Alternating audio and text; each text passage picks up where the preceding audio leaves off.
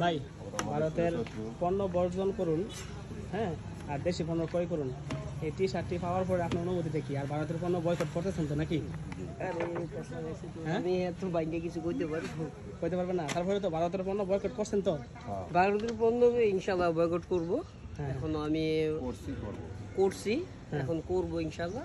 আর সামনে থেকে চেষ্টা করব যে আরো ভাই ব্রাদারকে জানানো যে ভারতের পণ্যকে বয়কট করো, এবং আমাদের দেশের প্রতি যেভাবে হামলা চলতেছে বা করতেছে, তো এই হামলার প্রতি যাতে আমরা করছো নিন্দা জানাই। এবং এই টি শার্টে দেন, বলে দেন গায়ে দেখ।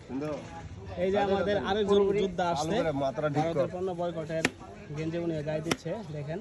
হ্যাঁ, তো বাংলাদেশের পক্ষে আমরা সবাই, কিন্তু আসলে এখানে কিন্তু আমরা সরকারের কোনো বিরুদ্ধে কোনো কিছু কথা বলতেছি না, আমরা ভারত পণ্য বর্জনের ব্যাপারে কথা বলতেছি।